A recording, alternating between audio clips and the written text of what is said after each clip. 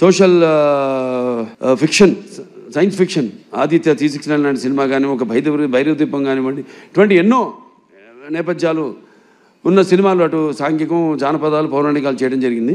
ఇప్పుడు మన అఖండ అయితేనేమి, దాని తర్వాత వీరసింహారెడ్డి అయితేనేమి, తర్వాత నేలకొండ భగవంత్ కేసరి అయితేనేమి, ఇప్పుడు రేపు రాబోతున్న ఈ 12 విడుదల కాబోతున్న మన డాకు మహారాజ్ అయితేనేమి. ఇందాక చెప్పారు డైరెక్టర్ గారు, డాకు మహారాజ్ డిస్కషన్స్ అప్పుడు ఏదో ఒక లైన్ అనుకున్నాం, అది సరిగ్గా నేను కనెక్ట్ కాలేకపోతున్నాను. దానికి ఏదో ఒక పాత కథలాగా అనిపించింది.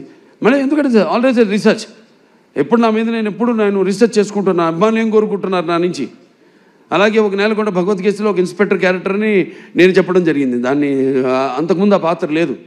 అలా దాన్ని బ్రహ్మాండంగా మలిచారు డైరెక్టర్ అయితేనేమి, ఆ రచయితలు అయితేనేమి.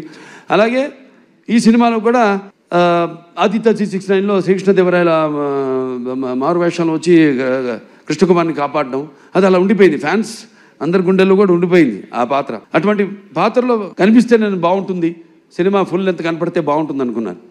సో దాన్ని నేను వ్యక్తపరచడం జరిగింది. ఏమండి, మన ఫ్యాన్స్ ఉన్నారు, ముందు వాళ్ళని డిసప్పాయింట్ చేయకూడదు. మనం నాన్నగారు ఒక సర్దార్ పాపారాయుడు అయితేనేమి, అటువంటి ఒక గెటప్లో మనకు కనిపిస్తే బాగుంటుంది అని అనుకున్నాం. అక్కడి నుంచి స్టార్ట్ అయింది కదా మా ప్రయాణం. దాంట్లో మరి ఎటువంటి సమస్యను మా ప్రతి సినిమాలో మహిళలకి అయితేనేమి, వినాశ్రయం జననం నాస్తి, వినాశ్రయం గమనం నాస్తి, వినాశ్రయం జీవం నాస్తి, వినాశ్రయం సృష్టి రేవ నాస్తి. ప్రతి సినిమాలో కూడా మహిళలకు ఒక ప్రత్యేకమైన ఇంపార్టెన్స్ ఉంటుంది. అలాగే ఏదో ఒక సందేశం, మంచి సందేశం ఇవ్వాలి మనం అన్నప్పుడు దాన్ని మనం చూస్తారు సినిమాలో.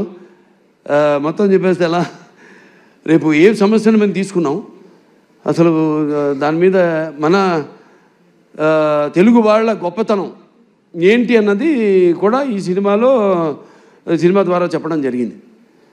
ఇలా ఒక కథను బ్రహ్మాండంగా మళ్ళీ డైరెక్టర్ గారు దాన్ని కన్సీవ్ చేసుకుని, మళ్ళీ ఆయన టీము మోహన్ కృష్ణ గారు అంతా ఉన్నారు, అందరు కలిసి ఒక బ్రహ్మాండంగా ఉన్న కథగా దాన్ని రూపొందించారు. అదే మన డాకు మహారాజ్. టైటిల్ వచ్చేసరికి మన డాకు మహారాజ్ అంటే ఎలా ఉంటుంది అన్నది ఒక చిన్న అనుమానం ఉండేది. దాన్ని కూడా బాగా జాగ్రత్తగా ప్లాన్ చేసి, ఇప్పుడు ఎలాగైతే మేము ముందు టీజర్ రిలీజ్ చేసాం, టీజర్లో ఏం చెప్పాలా, కొంచెం చప్పగా ఉందనుకున్నారు. తర్వాత ట్రైలర్ రిలీజ్ చేసాం, మొదటి ట్రైలర్ పర్లేదన్నారు. ఇప్పుడు విడుదల చేస్తాం ఈరోజు అసలైన ట్రైలర్. అంటే ఏదైతే అభిమానులు కోరుకుంటారో, అభిమానులే కాదు, ఏదైతే జనం బాలకృష్ణ నుంచి కోరుకుంటారో మొత్తం అంతా పొందుపరిచి ఈ ట్రైలర్ని రిలీజ్ చేయడం జరిగింది. ఇవాళ అద్భుతమైన స్పందన వస్తుంది.